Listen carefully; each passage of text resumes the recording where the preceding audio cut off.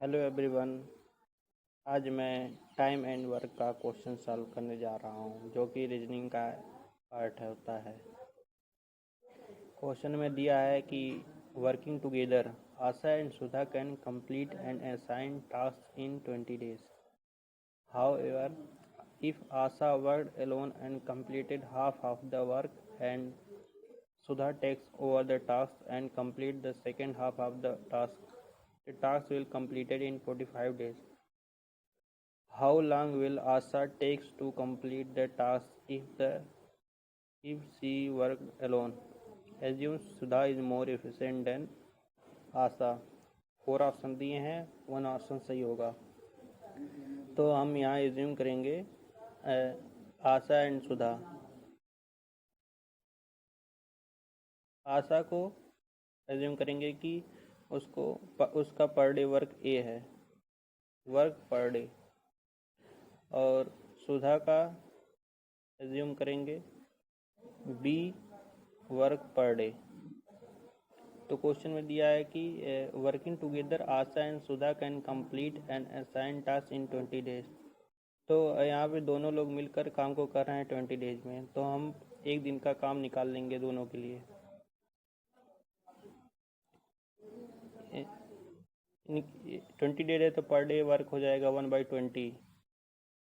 Per day work हो जाएगा 1/20 अगर टुगेदर काम कर रहे हैं तो हम एज्यूम किए हैं work per day A and B. तो ए और बी को अगर टुगेदर एक साथ कर रहे हैं काम तो उनका पर डे वर्क हो रहा है 1/20। इसे इक्वेशन नंबर 1 एज्यूम कर लेंगे।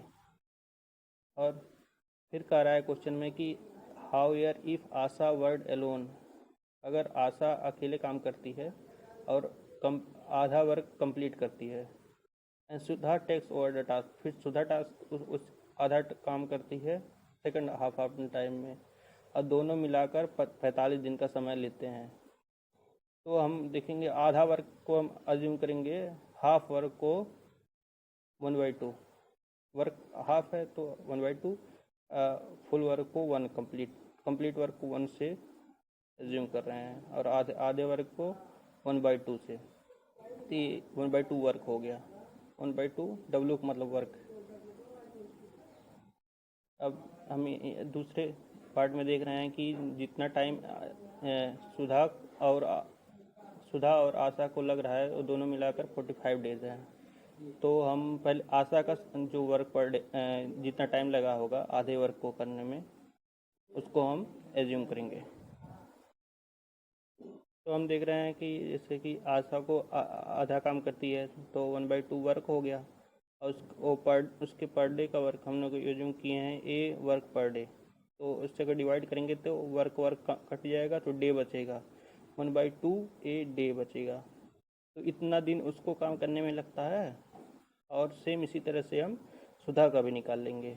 दोनों को ऐड करने पे यहाँ का क्वेश्चन में जो दिया है 45 दिन का समय लगता है, तो इन दोनों को ऐड कर ले रहे हैं।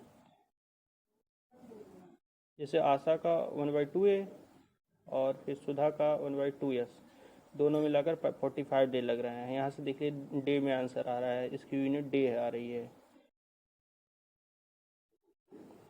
तो अभी इसको सॉल्व करेंगे तो 1/a 1/s, यस इसको यस नहीं, ये बी है, बी एज्यूम किए थे, बी है। तो ये हो गया 90। अब इन दोनों इक्वेशन को हम सॉल्व कर लेंगे। तो यहाँ से अगर एक सॉल्व करने इसको इक्वेशन नंबर 2 मानेंगे, और यहाँ से सॉल्व करने पे ए के 2 आंसर आ रहे हैं, 1/30 एंड 1/60। तो फिर लास्ट में क्वेश्चन दिया है assume Sudha is more efficient than Asha. तो मतलब इनका पर डे वर्क जो आ रहा है दोनों का 1/30 1/60 आ रहा है ए का। तो इसमें दिया है कि सुधा मोर एफिशिएंट है, तो मोर एफिशिएंट इन दोनों आंसर में से कौन हो सकता है? एक वर्क को करने में 60 दिन लगता है, एक वर्क करने में 30 दिन लगता है। तो एफिशिएंसी सुधा की ज़्यादा है, सुधा इज मोर एफिशिएंट।